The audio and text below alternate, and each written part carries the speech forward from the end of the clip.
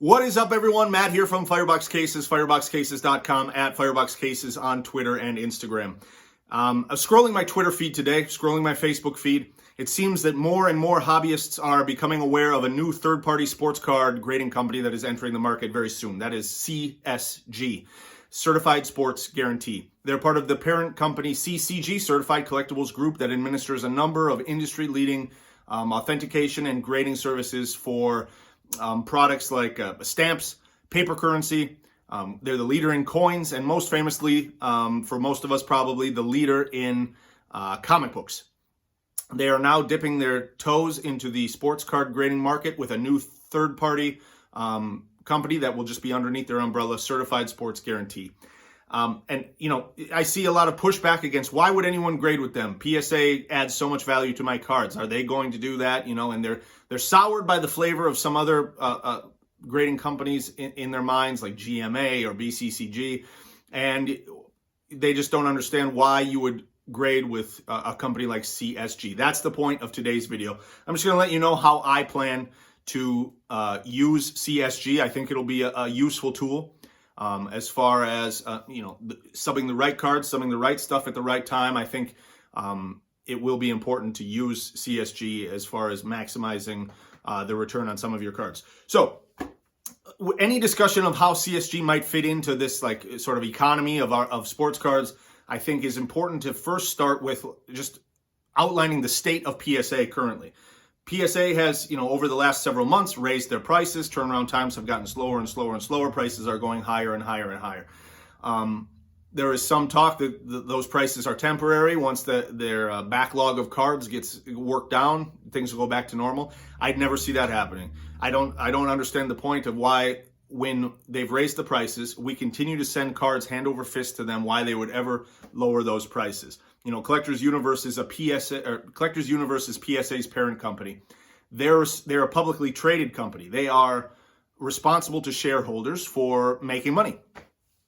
And when your primary business is grading sports cards, you have a couple ways you can do that. You can either grade more sports cards, or you can charge more for the sports cards you do grade. And when you grade more sports cards, that costs PSA money. They have to hire more graders. They have to hire more inputters. They have to hire more identifiers, or whatever the case may be. They have to hire more employees. They have to build out space so that everybody can be there and be working. Particularly challenging now, of course, with COVID. So all of that costs them more money. So they are returning less profit on each card if they hustle and sub cards faster. The other alternative is to raise prices, and that is what they're doing. A typical company is sort of beholden to their customers in a way that if they raise prices and they deliver less, in PSA's case, less frequently, but any company could deliver less quality, whatever the case may be. They're delivering less, they're charging more, they're going to lose business. That's not the case with PSA. We continue to send them cards hand over fist. They do add a lot of value to our sports cards, so that makes sense. So they are in a unique place where they are able to charge more and not fear losing any business. So that's, the primary reason why I don't see prices going down. The other thing is why I don't think things will speed up is that, they always are telling us about a backlog that they have, million card backlog. The backlog is an asset to PSA, okay? It's clear, it's a clear and accurate sort of barometer of the health of their business. Number one being future profits. They can count on those cards coming and billing out for those cards. That's going to happen one way or the other. Depending on how savvy a bank is, if they understand that or not, they could borrow money against that backlog of cards.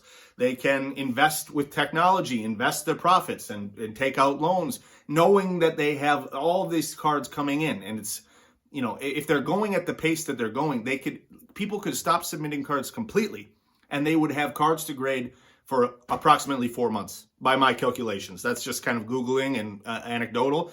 But it looks to me like they would have a 4-month runway if people stopped submitting cards altogether, which is pretty nice. That's a nice safety blanket to be able to fall back on. Also, the rate at which that backlog is growing sort of indicates the demand for their product. At this point, if I was PSA, I think the goal should be that they would grade as many cards a day as they have coming in per day. Makes sense to me. I don't know why. I don't know what incentive they have to work down that backlog. I work in nonprofits. Many nonprofits have an endowment, which is just a big fund that they have set aside that accrues interest, that is there as a safety net to be used when they have expenses that are not sort of budgeted for. If they have a special project they want to fund, you can dip into the endowment. If they have a down season, they can dip into the endowment. That's how, if I'm PSA, that's how I'm using their backlog. I'm going to grade, and I'm going to charge people and grade the interest, and I'm going to keep that principal backlogged up. It's a very easy thing to be able to go to your shareholders and say, hey, look at all this business we've got lined up. Don't worry about anything. Look at our profits are still higher than they've ever been. Got all this stuff back. I mean, that's the dream. The other thing is that it behooves PSA to trickle their product into the market, okay? If all of the cards that were in the backlog got graded today and they were back in all of our hands, there would be a tremendous crash in the value of sports cards. It's just too many slabs. People would have their own slabs to deal with. They don't need yours. They're going to keep their own. They got to hustle to sell their own stuff.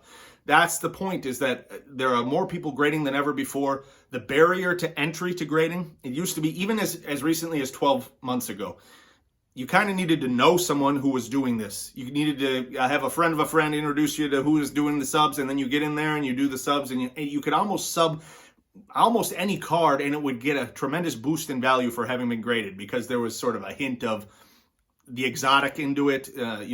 Grading sports cards is costly, takes a long time. Look, this guy's got some. I'm just going to go ahead and buy this for a premium. Well, it's not the case anymore. People are able to do their own cards relatively easily. It's kind of like when they trickle their product into the market, it's kind of like De Beers with the world supply of diamonds. They don't release all of their diamonds into the market at once, because a lot of the value of diamonds, of PSA graded cards, is in the perceived scarcity of that product, in the perceived exclusivity of that product, in the sort of a status that owning one bestows upon the owner. And by releasing slowly, PSA is able to keep their product afloat in that way. And finally, collectors have seemingly accepted the fact that the backlog, the price raises are for our own good, that we are trying to work through the backlog. By raising prices, we're going to slow down submissions, and that's the whole point of this. I guess it's not working, and concurrently with raising prices, they've also lowered the threshold of the number of cards you need to submit at their value level. It used to be 50, 100 cards, something. Now it's 20. You only need to send 20 cards. Much easier to submit. So, and also when at the onset of COVID, there was a semi-rigid card case shortage. And that's the case that is preferred for when you're submitting graded cards. Rather than use that product shortage to slow down their submissions, to get a head start on their backlog, they went ahead and made an announcement that, okay, the semi-rigids are short, you can go ahead and set in top loaders. So it's a little bit of a double talk. They're going to raise prices in the name of slowing down submissions, but they're going to lower thresholds and release, sort of restrictions on the kind of holder that you can send your cards in. Doesn't make sense to me. It's for profits, in my opinion, and that's the way it goes. They add tremendous value to our cards, so it makes sense that they would want more money. Now, how does CSG fit into that market, into that economy that PSA is dominating so heavily? Okay, PSA is probably too big at this point to ever be dethroned and knocked off, completely. So collectors are going to have to deploy CSG wisely for the right cards in the right situations. There's an anecdote. Most of their value hinges on sort of this thing. There's an anecdote that says, when it comes to products, a product can be cheap, fast, and have quality. And as a consumer, you can only ever hope for 2 out of the 3. It can be fast, it can be cheap and fast, but it won't be quality. It can be quality and cheap, but it won't be fast. And so that's kind of what we're dealing with here. PSA historically has delivered cheap and quality. They're no longer cheap. Prices have almost doubled. That which was already very slow has become painfully slow, as most of us know. But the value they add to slabs is honestly probably at an all-time high. And so that is chiefly what collectors are concerned about, obviously, because the cards continue to flow in hand over fist. Whether it be investors, flippers, or collectors, they want that PSA slab. It adds the most value. So first and foremost, how does CSG counteract that? First and foremost, CSG will they need their grades to be respected. It's not like a GMA situation. GMA is a joke. Their grades don't mean anything.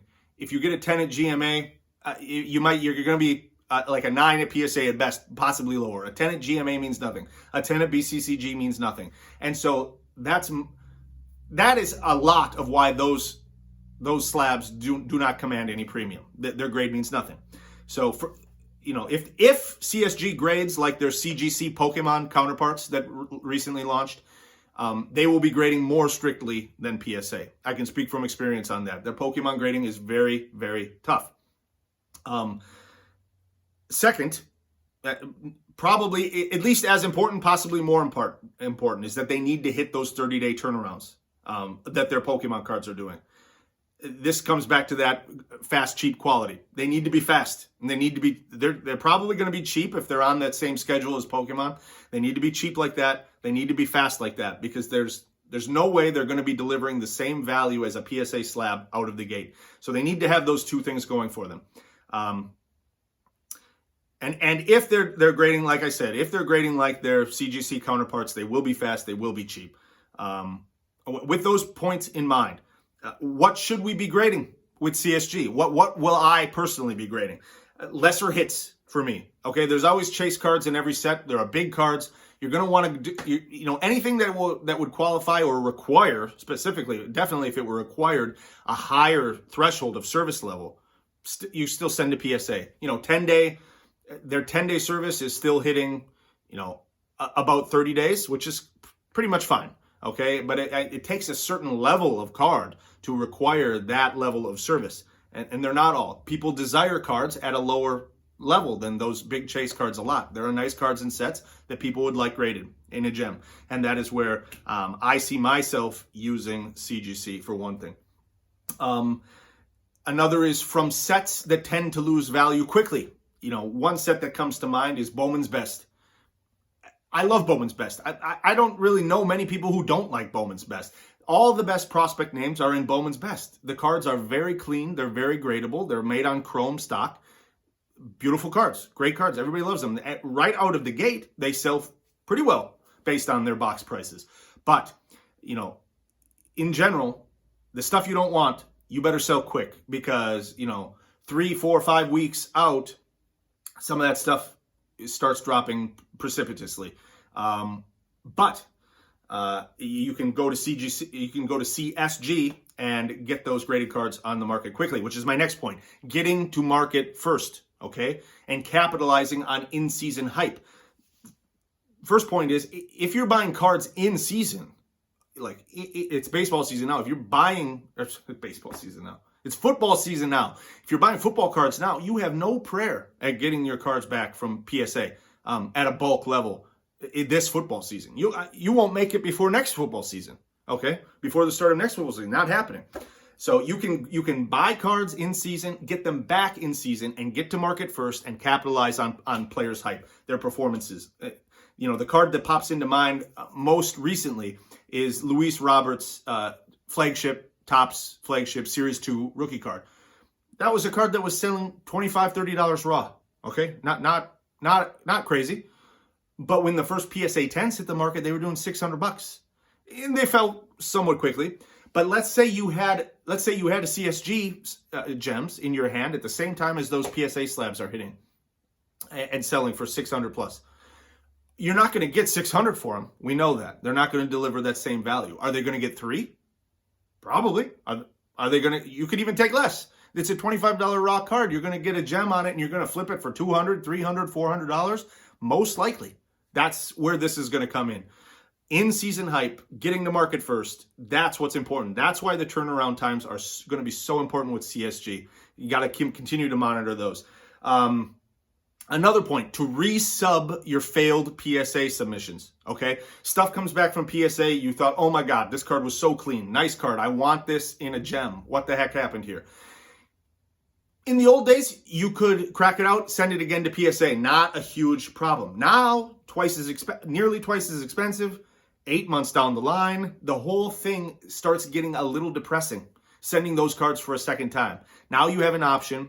Beckett's not any better, keep in mind. Like, I'm not even talking about Beckett yet, but Beckett is not any better. So you don't have another option. If you can get a 30-day turnaround time from CSG, you get it graded, boom, nice. You got that in hand. You didn't have to go through this like agonizing wait at PSA. That's going to be really important as well. The longer your cards are at PSA, the longer that the money you paid for that card is tied up. It's not just the price of PSA, it's the tying up of your money. So you can get that card back from CSG, flip it quick. That's what we're all about. So if those are a few instances where you would want to send, where I am going to want to send to CSG. When do you not want to send to CSG? The way I see it, moving forward into the future, like after CSG launches, the sets that launch after their launch and moving forward, because the older sets, the stuff that has already had a lot of time for PSA gems to populate, our market, there are enough to go around. Okay, stuff that's already been graded heavily by PSA is not going to enjoy the same sales points as new stuff that you're hitting the market with quickly. So for the most part, I would say it's going to be newer sets moving forward into the future. Another point is when centering is off on your card, there's a sort of an old idea that it's not even really that old, but not that long ago, PSA was pretty relaxed on centering. I can tell you that's not the case anymore. PSA is grading hard these days, particularly Prism basketball. Yikes, like nuts kind of hard level of grade. But as hard as they're being on grades right now, I can promise you that CSG is tougher on centering than PSA. The reason for that is that they use computers to grade their centering. Lights and computers and lasers. All of that is judging the centering. That takes it out of the grader's hands. That may contribute to the speed at which they're able to turn cards around. I don't know. I don't know the process, but I do know that they're grading cards centering with computers. So you can count on that grade being very strict. There's not going to be like the grader had a good day that morning, so he's going to let your kind of off-center card slip by in a PSA 10. Doesn't work anymore. The evidence I have for that is from CGC, from the Pokemon cards. They are very tough on centering with their Pokemon cards. I expect, and they borrowed that technology that they use to grade the centering from their currency, from their coins. I expect that they're going to use that same technology in their sports cards. It only makes sense. So don't sub off-center stuff to CSG, most likely. Stuff that's not going to be for sale 30 days from now when you get those cards back. If it's, or 60 days or 90 days, because, you have a long time with that PSA runway. But if it's not going to be for sale soon, you can probably go to PSA with it. If it looks clean, you want to gem it up, you can go to PSA with it. You don't need it back right away. That includes, prospects that you believe in long-term, rookies that you believe in long-term, and PC items. Of course, most of our PCs are probably full of PSA slabs. That's probably what we want. We can start a new PC of CSG cards, or we may incorporate CSG into our PCs, but a lot of people are going to continue to want PSA items, so don't send your PC items. It doesn't make any sense. Why? You don't need to do it that way. Returns that would land the cards back out of season where the values of the cards are going to be depressed.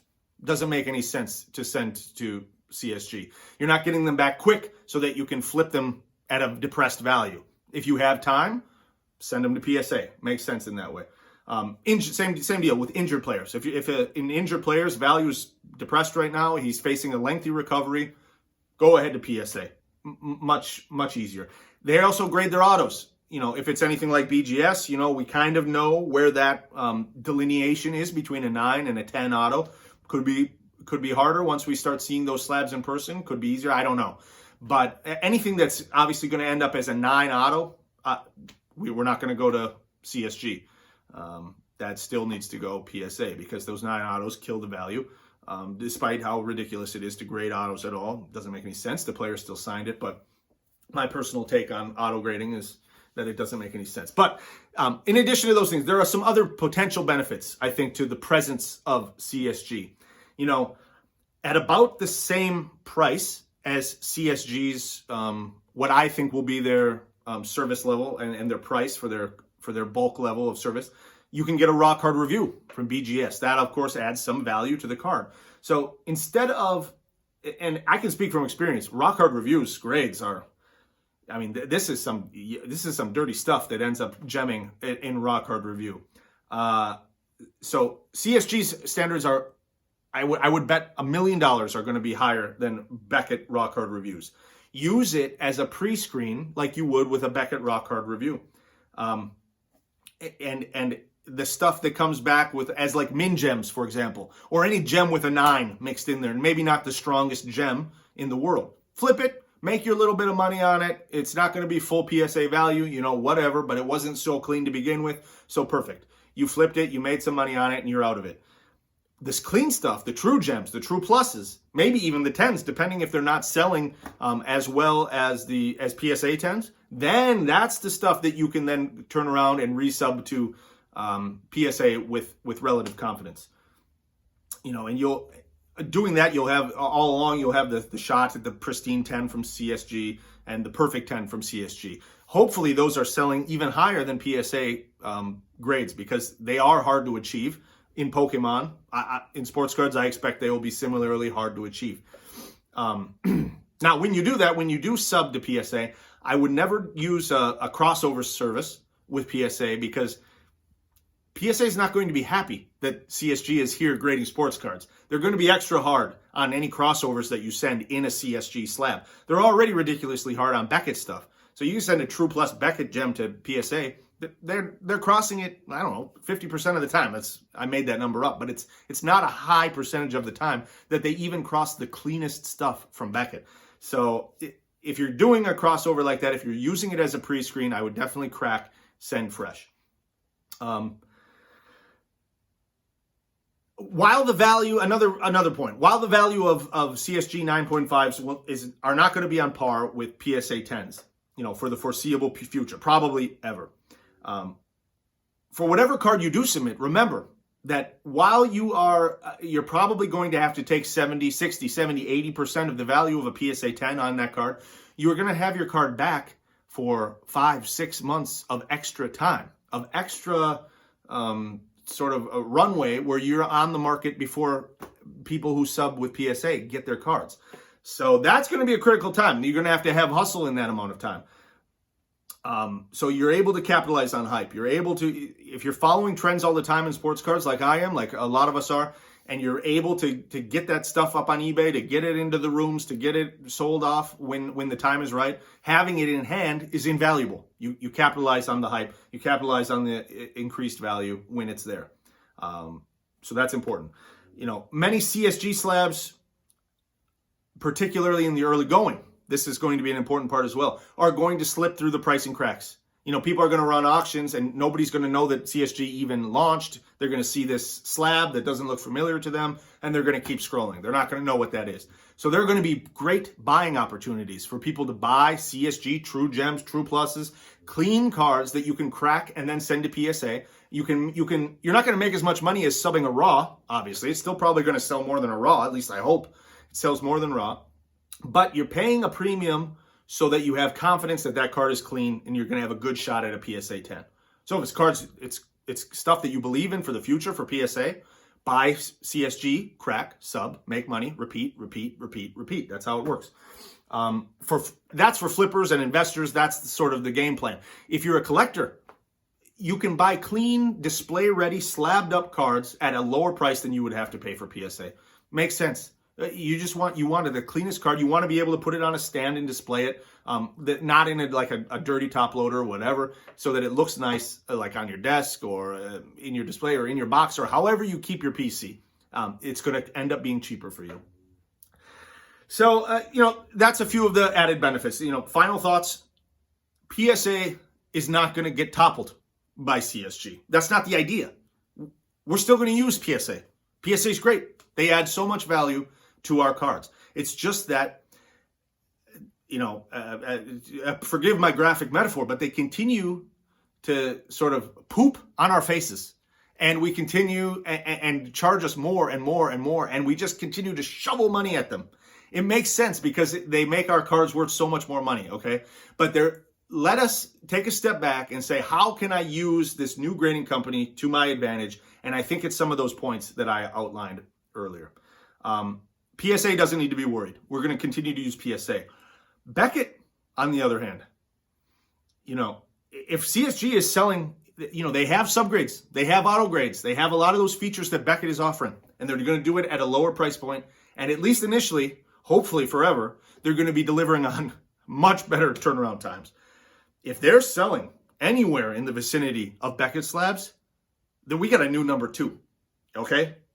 Beckett should be very worried about CSG coming into this space.